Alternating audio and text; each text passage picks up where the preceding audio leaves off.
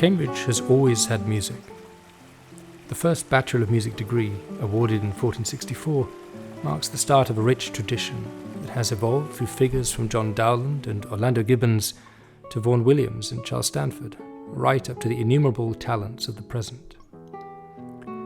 Under King Charles II, the first professor of music was appointed in 1684, but it was only in 1947, in the wake of the Second World War, that a faculty of music was established along with its own Tripos. To celebrate this first 75 years, we look back on its traditions and on its characters.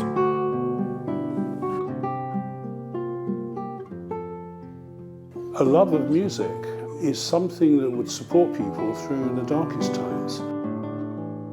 There are plenty of examples from history that demonstrate that. It seems to me that music is a kind of litmus test for the ways that societies put themselves together, the way that they tear themselves apart, the way that they try to restore themselves. Western art music is my culture.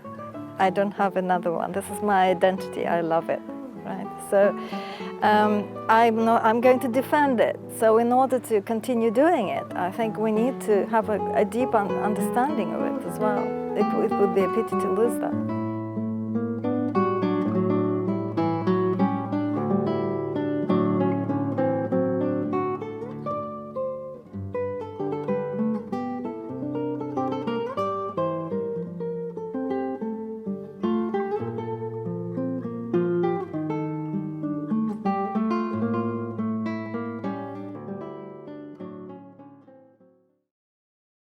I remember that when I arrived, Robin decided to give the graduate students a glass of dry sherry somewhere in the depths of Downing Place, which was when the faculty was located at the time. And he did that, and he was very, very genial, very friendly, but he made it clear that we wouldn't see very much of him. He owned a finca in Portugal and, from memory, a castle in Scotland, and dropped into Cambridge from time to time. That's the sort of place, to some extent, that the faculty was in those days. The academic environment when I came to Cambridge was actually almost not academic. And, well, the first lecture was given by Robin Orr. And there we were in the old music faculty, which is very close to Emmanuel. There's a very small lecture theatre and a kind of gallery above, and people of my age will remember it well. And what he really wanted to teach in that lecture was how you held a baton, a conductor's baton. And I've never forgotten him demonstrating how you held the baton in your hand. But Robin did one very important thing, which was that he pushed forward the idea of building a new faculty in West Road. And he really put a lot of energy into that, so we have quite a lot to thank him for.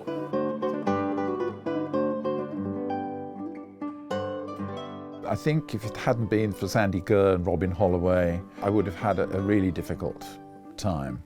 A lot of the musicologists were very conservative, didn't want to move. I mean, Sandy overtakes everybody else in importance in the history of the faculty. I'm Alexander Goehr, unqualified to have been professor at Cambridge, the holder of no degree. In succession to Robin Orr, a committee existed for every professorial appointment. Such a committee selected me. Why?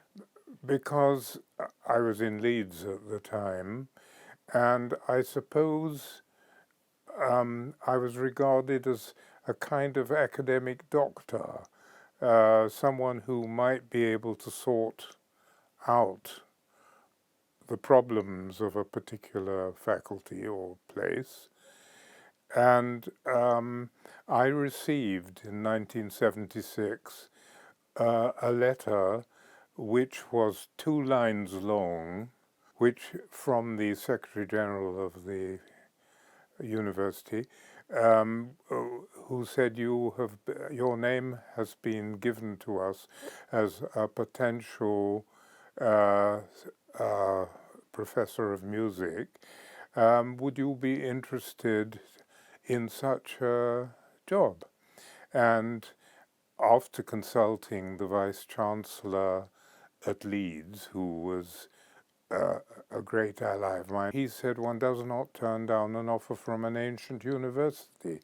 And so I wrote 2 lines back and said, "Thank you very much for your letter.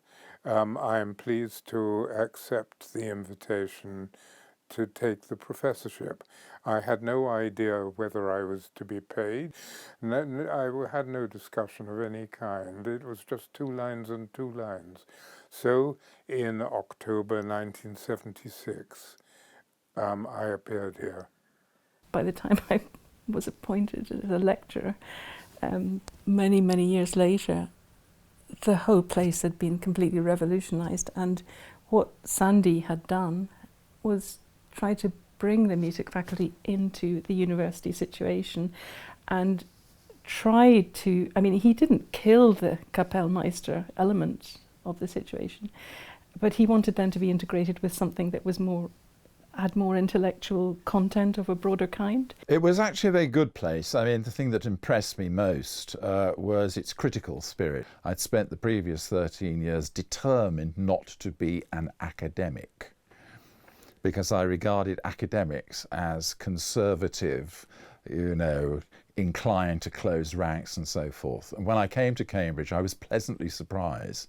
Sandy Goehr had been appointed a few years previously, I think in 1976, and he had made great advances, step by step, in changing the Tripos, the examination system, and the whole culture of the Cambridge faculty, which was still controlled a little bit, but not so much, by, you know, the organist and choir master view of music. So that there was a rift between these two things. You couldn't call it a schism necessarily, but there was this tension also inside the faculty about how you teach music at a university level.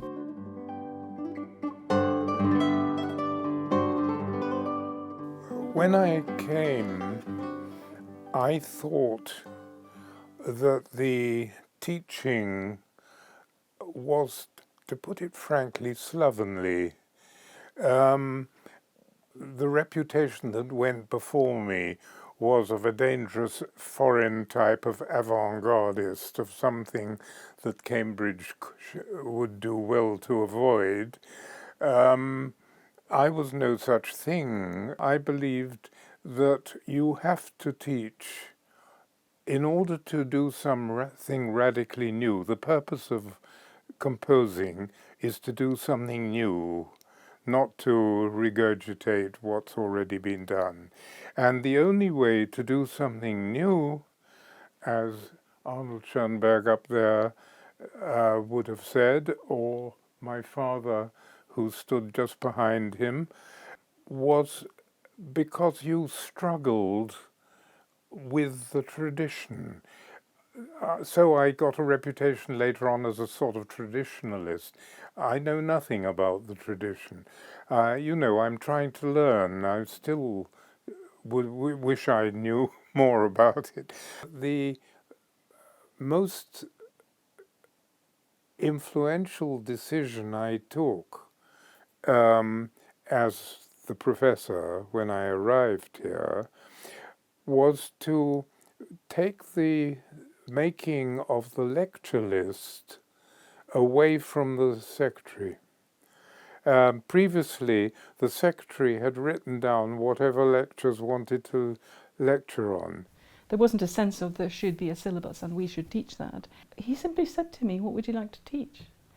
And, you know, I could have taught about music on the moon if I'd wanted. He was just so open-minded about how to do things. I remember going to talk to him, as he liked us to do, at the point when the timetable was being designed. And he would say, "Well, what would you like to teach next year?" And I said I wanted to teach a course on music and science in the Italian Renaissance. I said, but I don't think I'd better do that because nobody will turn up. I'll get one student or two maybe. And Sandy said, I think you're wrong. I think you'll find that you'll get quite a lot of clients for that. And he said very generously, actually, I wouldn't mind going myself to hear what you have to say on that subject. So he very much encouraged us to offer things which were a little bit off beam, a little bit away from the normal courses, which were very much designed around periods or genres or individual composers. I remembered from my first inclination as a student and the motivating philosophy that he'd explained to me about how there are three disciplines. There was composition, there was analysis and history, and how he saw the role of a music faculty as finding connections between those different parts of the discipline. And I think Hugh Wood had very much the same philosophy. I thought that a student, whether ultimately a composer, they were few in number, or a musicologist or a historian of music, whatever we covered, whatever ground we covered, and conductors, of course, because we produced a lot of very good conductors here, and performers, that they all should answer one question, which was the central vision of me as a composer, unable to fulfill it, and of me as a teacher, and that is to try and explain to myself why good music is good. And good music is defined. We know that Beethoven was a better composer than someone else, or that Brahms was a great composer. What we didn't know was exactly why, because there isn't one answer. There are a variety of answers.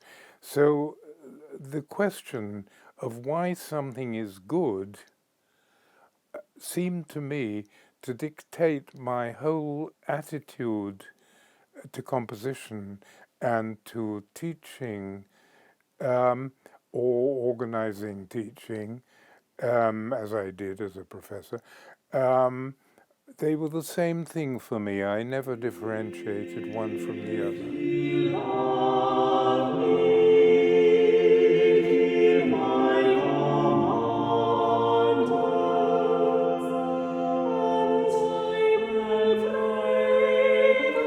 When I first arrived in Cambridge, the faculty was dominated, to a certain extent at least, by three great composers. Well, at that time it was difficult not to notice this triumvirate, if I can put it that way, of Sandy, Hugh Wood and Robin Holloway. Robin Holloway was a little bit younger, and he taught me quite a bit and became quite a good friend. Oh, well, in my interview, I had a terrible time because Robin Holloway basically challenged me in such a way that I was totally offended, and I was trying to defend myself. And all the way back home, which was in Southampton, for 3 hours, I was fuming on the tram about this guy, how could he said that, it was about Schumann, and I said, my dissertation was on late Schumann. I said, well, late Schumann is no good, early Schumann is so much better. Yeah, so I had to defend myself. And then I got home and I got the phone call that I got the job, and I thought, oh, okay, well, that must be the game, right? And he became, best friend, and he was such a character in the faculty board. He was always doodling and writing music. I am Robin Holloway. I'm now retired, but thanks to the generosity of the college, I can live here until I go hence and am no more seen. I taught in the faculty for maybe something like 40 years, on and off. I think the reasons for Cambridge's golden decades in musical composition are that there was nowhere else to go. that Oxford wasn't doing anything like, it just frankly it didn't have the distinction in its composers, and it wasn't so important a part of the course there. I think Cambridge at that time was unique. Okay, if one or two people have beaten a path, then others will get the idea. This is the place to come to. The reason why I think so many composers have come to Cambridge and been a success is that the choral tradition gave Cambridge a big reputation already before the music faculty was founded. And there were already people very interested in music in Cambridge, like Edward Dent, who did very valuable work. And Edward Dent was the chair of the International Contemporary Music.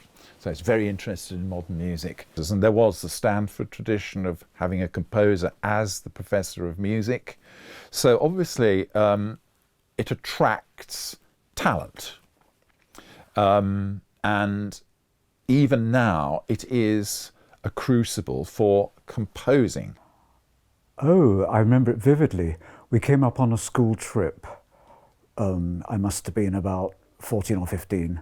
There was a school trip, and I was absolutely entranced by what the beauty of the buildings, the beauty of the town, and what seemed to be a sort of privileged lifestyle.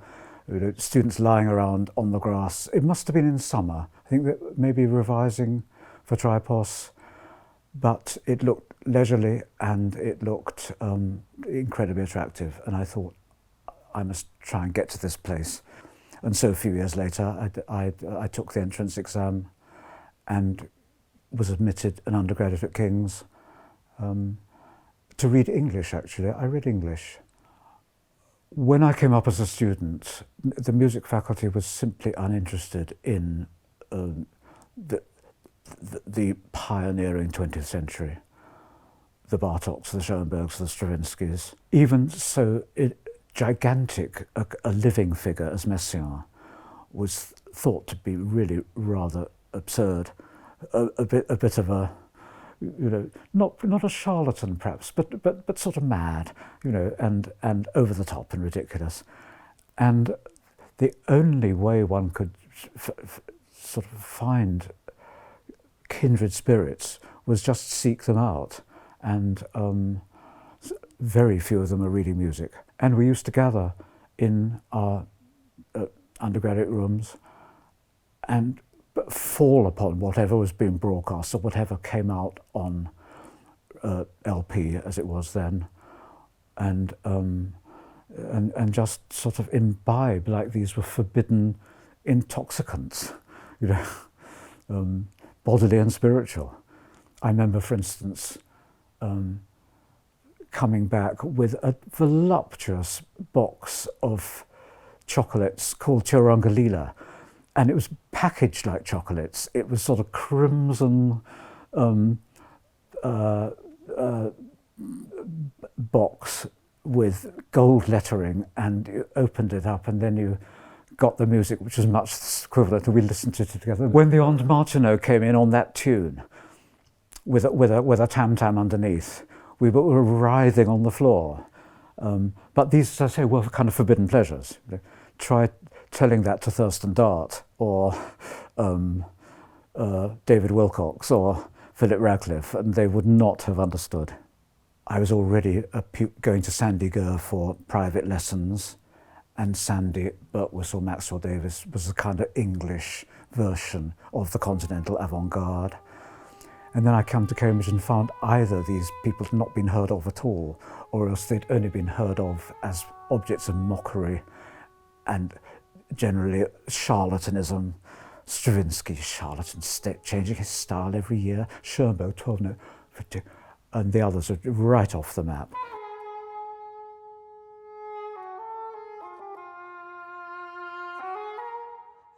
I didn't believe in composition teaching in class. I don't think it's really possible, and I don't really think harmony and counterpoint is possible in class. I taught one or two people fugue individually, the one-eyed man leading the blind. I was always surprised and delighted by evidences of independence. And once or twice I had pupils who wanted to be taught something, a definite technique, like they might get Palestrina, harmony and counterpoint. They wanted a kind of modern equivalent of that, shall we say, 12-note system, a la Schoenberg, or multiplication of chords, a la Boulez, or sort of aleatoric techniques, a la Lutosławski.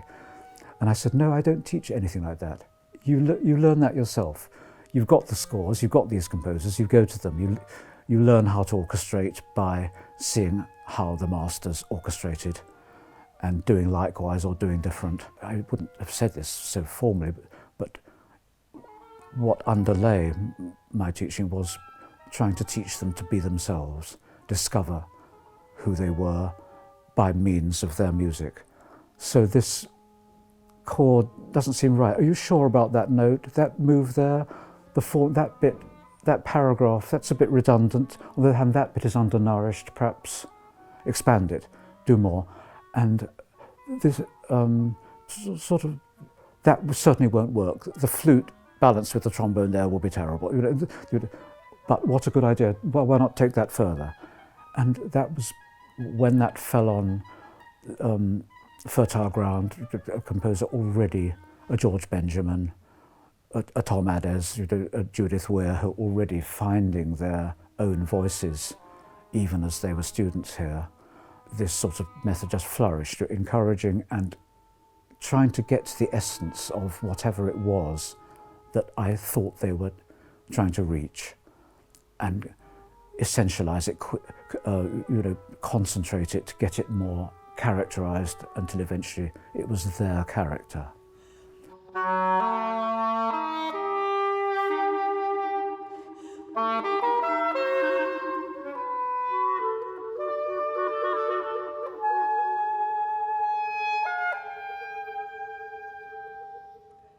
But this also has another side, because suppose someone is writing, imitation, Benjamin Britten imitation, Herbert Howells imitation, Gerald Finzi songs. I think some of my colleagues would have deplored that and said, no, you can't be a composer at all.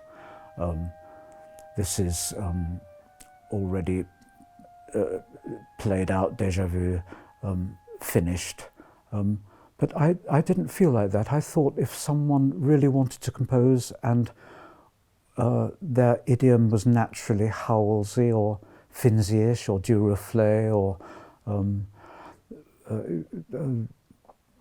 far from modern music, I thought, why not try to get them to write better Duruflé, Howells or Finzi?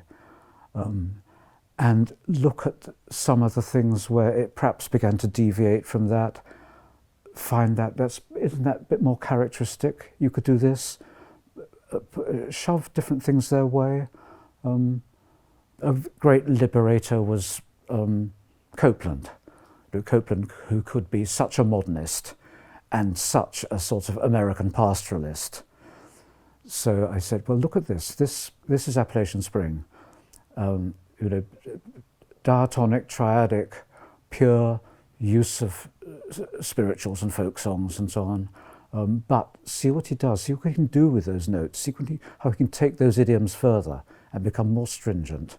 And the result is a very individual composer with the same sort of materials.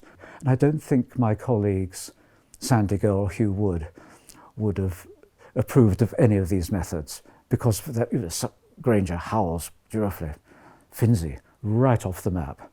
But I thought you'd better work with what you've got and what came to me for help, supervision in composition. This also can be composition.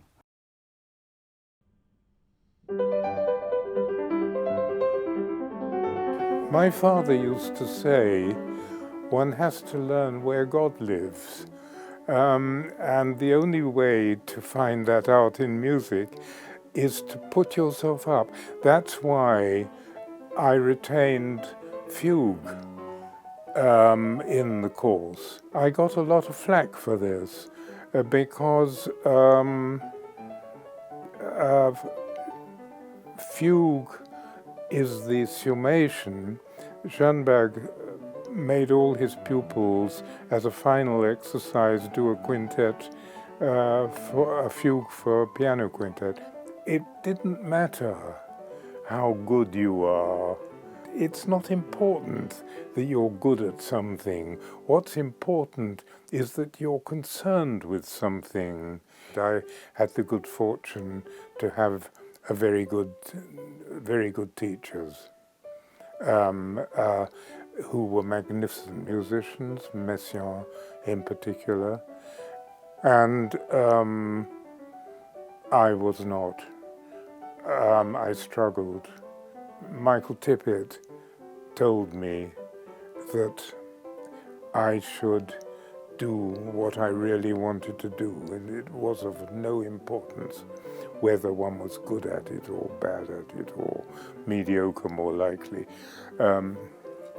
And so I tried to apply this to our often much more talented than me student body. There was this fugue paper that everybody reading music had to do in the third year, a 3-hour fugue paper. It was compulsory.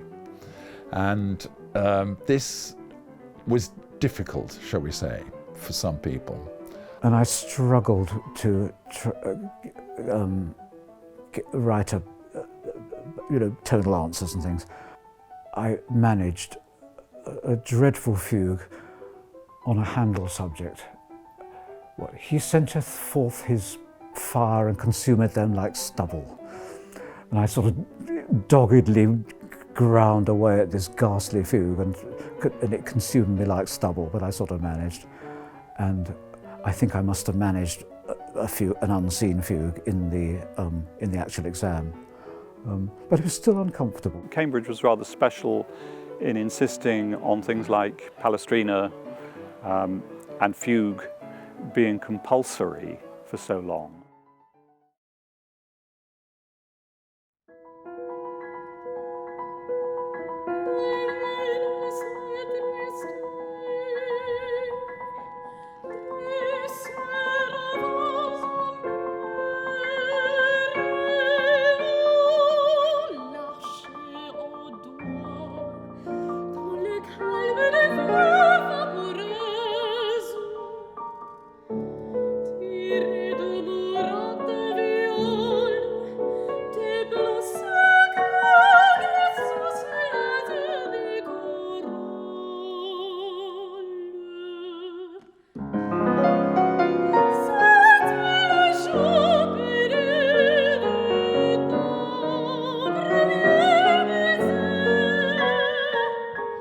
Well, Cambridge has always been a bit of a byword for a place that spews out brilliant performers and composers and indeed scholars.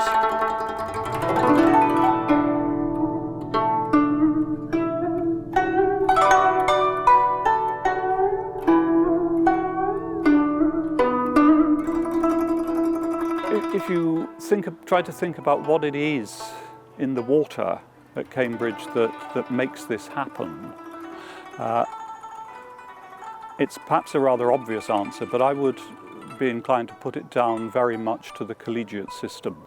Every music student, and of course we should remember that not all of these brilliant performers have been music students, but every student comes into this relatively small college community which has its own traditions, its own music society. There are established ways of doing things, and you become part of a small but importantly critical mass of people whose job it is to make things happen. I soon learned that my predecessors, all of them, and this is not to put them down, were actually not interested in the faculty. They were interested in the colleges and what the colleges were doing, because after all the colleges do the individual teaching. And the faculty just was there to give some lectures and examine. It's a side issue, but I changed the marking system in the Tripos. I got rid of the idea that you had to do it by averaging. This seemed to me an essentially antipathetic and unmusical point of view. I thought that people should be marked according to what they do well and reach some sort of modest standard in other things which are not counted against them. And that was my whole attitude towards the academic side of the struggle.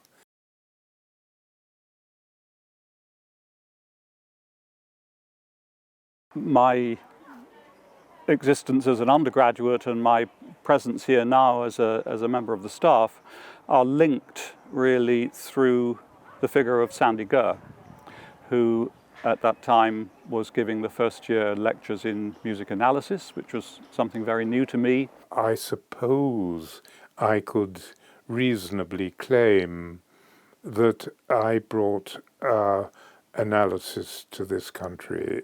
And then, of course, people came, Derek Puffett came, and Dethridge came, and analysis became a serious thing. I introduced ethnomusicology here. Well, I didn't. I keep saying I, but I didn't. It got introduced. I think all faculties will evolve. If they don't, they will die, actually. I'm the 1684 Professor of Music here in Cambridge. I'm a cultural historian. I specialise in France. If I look across the faculty, I do see 14 rugged individualists. But we do also form clusters and families. Obviously, we have the Centre for Music and Science, and we have the Centre for Music and Performance Studies. I think we have probably the largest family of medievalists in the UK. And we're pretty good, though I say it myself, on the 19th century, everything from analysis to global opera and to scientific history of science approaches. So those are, I think, are some of the strengths. And then we have a really strong interdisciplinary bent, I think. So if I think about the way that composition has been moving, a recent piece by Richard Corsten involved a collaboration with engineering.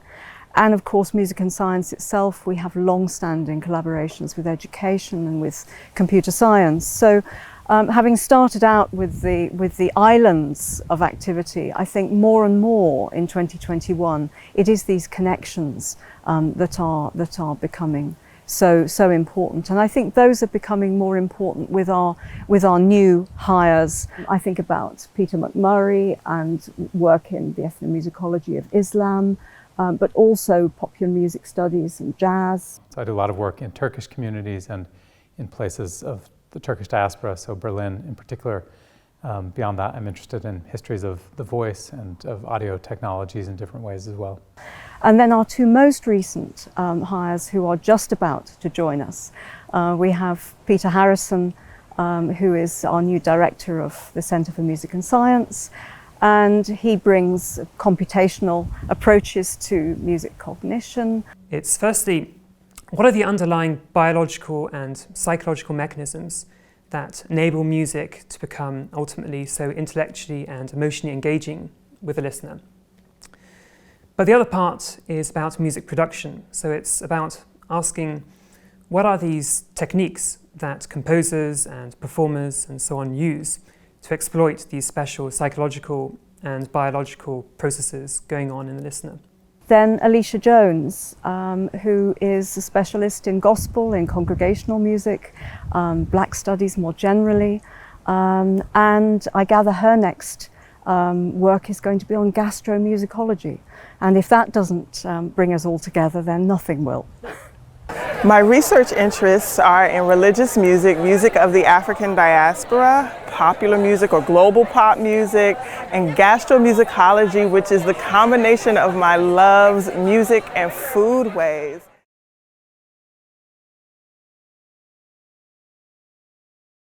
I'm always worried that actually it's the music that makes the impact, much more impact than the work that we do. And maybe it's in that vein that it's rather wonderful that some of the impact work that we have been doing recently has been a kind of reconstructive surgery to bring music to bring it alive again, music that we thought either was lost or music that we thought couldn't be put together again. There are two obvious examples, I think, from very recently. One, Sam Barrett's work on Boethius and the consolation of philosophy. And from squiggles of neumes that seemed as though they were completely indecipherable, finding a way through performance practice with the ensemble Sequentia to put together a CD of reconstructed songs which are tremendously affecting.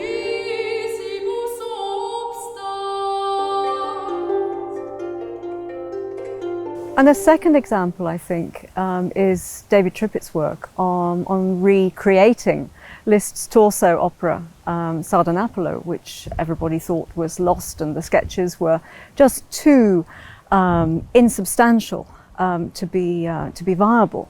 That turned into an absolutely wonderful premiere. It's been part of the Cardiff Singer of the World, and I think it was the Times critic who said this changes music history. And I think from the point of view of impact, it's difficult to do better than that.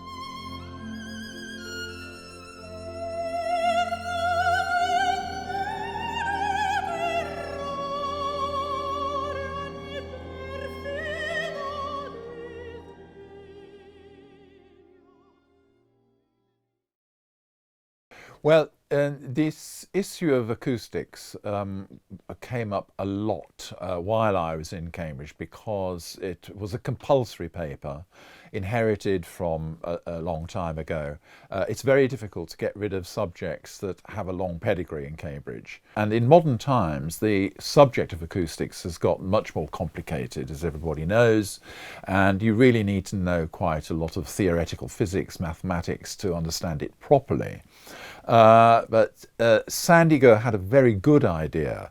He asked his colleague and friend Peter Zinoviev, who was well known as an expert in electronic music and who's written libretti for Harrison Birtwhistle's Orpheus opera, for example, to come and teach it at Cambridge. And it proved to be extremely popular. But he was into what's called psychoacoustics, which doesn't deal primarily with the mathematics. The only problem was we needed two people to mark the paper.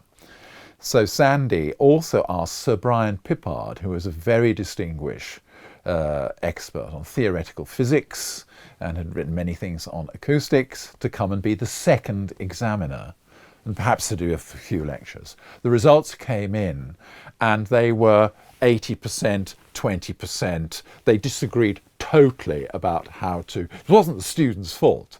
So we had this mark sheet, which was basically, this oil and water with nothing in between. I think Sandy put himself in as the third marker or something, and everything came out sort of in the middle. And I complained about this. It was one or two people did quite well in both. But it was a problem. I don't think that I have as good an ear as some people who I taught or who taught me. And I think you find ways around things. You do things slightly differently. And it's one of the reasons why I wanted to abolish the acoustics course, because I felt that those people who were good at it didn't need the course because they could do it anyway, and that I noticed that the ones who couldn't do it would never do it. But it was a problem, and we had to then resolve that. And so we got them both to give lectures, and Sir Brian Pippard contributed, the counterweight to it. So it became then really a very good course, actually, as long as the students understood that there was something they don't necessarily understand, but they could get the course and do well in it without understanding that properly, without taking a degree in theoretical physics. It's one of those compromises that can be done in Cambridge. This is the wonderful thing about the Tripos. When I first arrived in Cambridge, which is 1986, one of my tasks was to teach the course on musical acoustics, which had been running since the inception of the faculty in 47, I think. By then, it was really scientific approaches to music rather than musical acoustics. And my background had been as a performing musician, and then my PhD research was in music cognition. So that was at the core of what I brought into the music acoustics course. That ran through until the mid-90s. It was a compulsory course. Everyone had to do it, and many hated it. It was replaced by a course on music and science, which then became optional, but supplemented by a third-year course on perception and performance, which enabled students to actually undertake experimental research. They would learn how to do experiments, how to analyze results, how to frame research questions so you could actually conduct experiments. We tried to raise money, unsuccessful, until I think 1999, and to my surprise, we were awarded about £1.5 million. And that was what enabled us to build the Centre of Music and Science and to extend the recital room that we're in now. In the middle of doing that, we had a full-time concert hall manager appointed.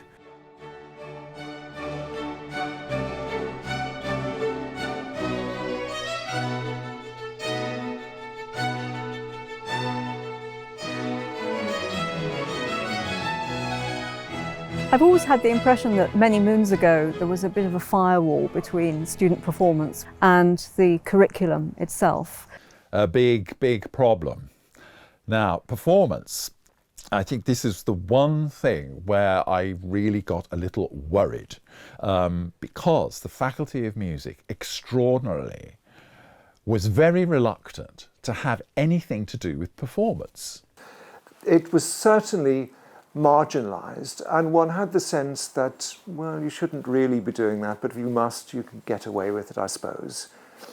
So much so that some of us, including myself, didn't really take the performance options. You're abstracting music from its reality and it becomes this thing up here, like the old quadrivium about mathematics. This was nonsense, because in Cambridge you had all these marvellously talented people, not all of them reading music, but these orchestras and so forth and so forth.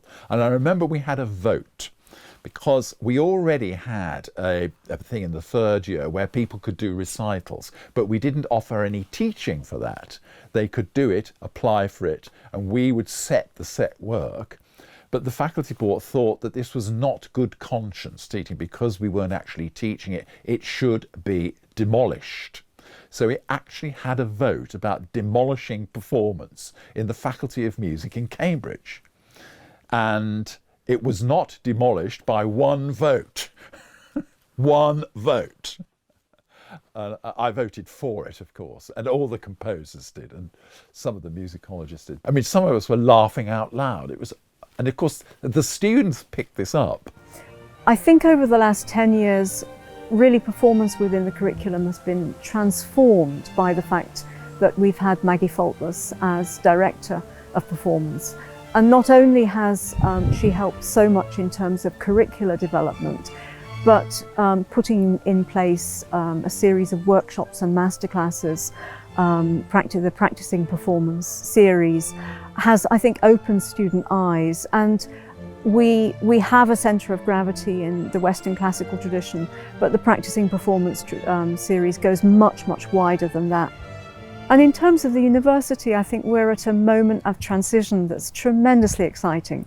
We have a Centre for Musical Performance under the directorship of Simon Fairclough. This is a way of providing a support structure for students right across the university who have musical interests at all levels, from beginner to elite performers. Well, a lot of things in Cambridge don't have any logic to them. They don't make any sense. Performance never made sense. Well, I remember one of the most wonderful moments was in a part 2 recital, final recital. And we had Mateusz Borowiak, was playing Chopin's sonata with a funeral march. And it literally was the best performance of that sonata in my life that I've ever experienced. It was completely mesmerizing, and I guess part of it was you don't expect it, right? In an exam, you come there and you're already tired, and suddenly we were all transfixed. And the whole lot of us, the examiners, were just sitting there like, what have just happened? It was magic. We're recording actually the day after I've done a couple of days of examining for part 2 recitals, and at least one of those recitals was absolutely stupendous. I don't think you could hear better on the stage of the Wigmore Hall or the Festival Hall or anything like that. That is constantly amazing, but there are also intellectual aspects to the students. That side of students tends to develop later. But of course, it's also the season when one's been marking lots of essay scripts. And I can remember over the years coming across scripts where I've been genuinely moved by what the students have written. One of the students, in one of their essays in an examination, wrote this very moving piece about a sort of opera written in Theresienstadt called Der Kaiser von Atlantis. And it was amazingly well informed. This person had read all the literature and so on, but they managed to bring something very special to this as well, that took us, as it were, into the context of the circumstances of creation, which you don't expect to get in an examination essay. It's something really out of the ordinary. So students, I think, amaze us all the time, really, to put it in summary. Oh, this was the most wonderful thing about this place. It's just the quality of talent, the quality of students, and they always surprise me, and every single day. It is absolutely amazing. Cambridge attracts talent, and that's why it's nice to live in Cambridge. I still live in Cambridge because it's full of very interesting people. I think with Cambridge students, it's always a case of faster, higher, more. Their multitasking capacities are quite extraordinary. And they have a kind of collective determination, and they have a sense of perfectionism. They really do have standards. And one thing I was warned quite early on by a colleague was, whatever you do, don't go into a lecture underprepared, because they will smell blood. It was very scary to come out into the lecture room for the first time, and it's actually remained scary every single time I have to give a lecture, especially in lecture room 2, which seems to be particularly terrifying, sort of with everyone looking down at you and you sort of standing there in the ring. And because they challenge you, at least they used to, they challenged you so much. So basically when I arrived in Cambridge, that was the first time when I started preparing for my lectures. I had never had to do that before. But I was sorry that we never managed to organize really good courses on the development of jazz. Because that is a great art, and there is a great skill, and that is good music.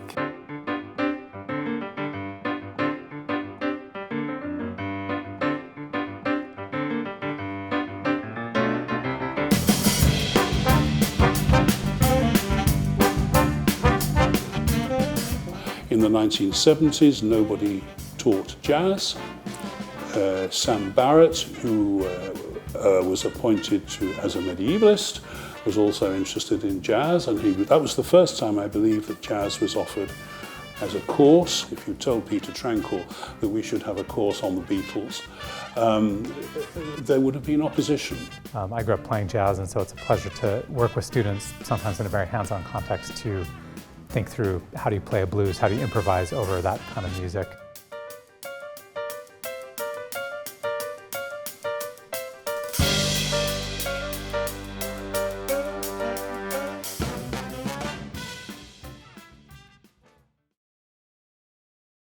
Just where we're sitting, there used to be the most magnificent cedar of Lebanon, a superb architectural tree of noble, beautiful, make you almost want to worship trees. And it had to come out, it was getting sickly, and each year its growth was more runtish, and whenever there was a storm, a major bough would come down, and so eventually its doom was sealed. It had to be demolished and taken away. And just last week, the head gardener planted its substitute. You can see it out of the window. We'll have a look in a moment, which in about 100 years' time is going to be magnificent. Meanwhile, you've just got to believe and trust and hope and all those religious terms. Well, the same with the music Tripos. But let it never be as it was circa 1955. It may be that the whole idea of what an education is, in a world in which human beings have been replaced to a very considerable extent by machines, has got to be of an entirely different kind. One would like to think that music will still be there, but it's impossible to think about how it's going to look.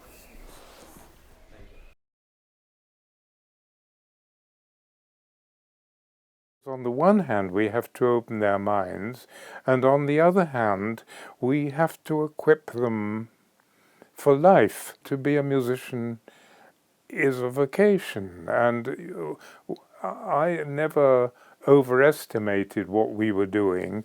I persist in the belief that music is pretty much the best degree that any undergraduate can do. We need to be able to talk, to make 16, 17-year-olds from all walks of life and from all kinds of schools, just enthused by the work that we do. I wouldn't trot out the old cliche that music is a universal language. I don't think it is, but I would reckon that there's probably no culture that has no knowledge of music in some form. And so music is an almost unique subject to study from the perspective of learning things about the world. It's also mysterious. One of my favorite quotes about music comes from Mendelssohn. And you will recall this as part of the debate about wordless instrumental music. And Mendelssohn wrote to somebody and said, the trouble about wordless instrumental music is not that the thoughts that music expresses are too imprecise to be put into words. The problem is that the thoughts that music expresses are too precise to be put into words. And so in dealing with music, we are dealing with something that is really, really difficult. But as Beethoven said of difficulty, what is difficult is also beautiful, good, great. As I said, it doesn't actually matter what we teach, but we teach critical thinking. This is the most important thing. This is what's lacking so much in the modern world. And I hope that will be eventually our salvation. It doesn't look like that at the moment, I must say. To, question things all the time, question things that are given to you by the media. Because it is so directed sometimes, the propaganda is so directed at you, you don't notice it. You think, well, this is the only truth if everyone tells you the same thing. So I hope that our students, at least, remembering those long reading lists and those thousands of people who were arguing with each other about things that seemed obvious, I hope the students will be able to make better sense of information in the world and make better decisions. Well, I think music has got to be thought of primarily as a humanity. For me, the most treasurable, the most valuable, the most sublime achievement of the human race. Can't say more than that.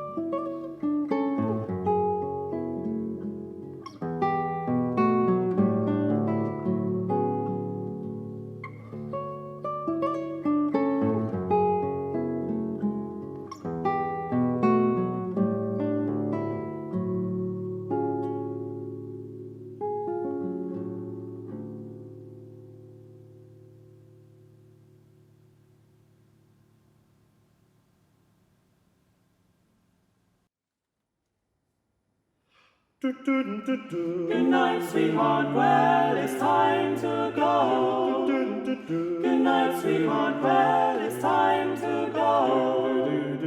I hate to leave you, but I really must say, good night, sweetheart, good night. Good night, sweetheart, well, it's time to go. Good night, sweetheart, well, it's time to go. I hate to leave you, but I really must say, good night, sweetheart,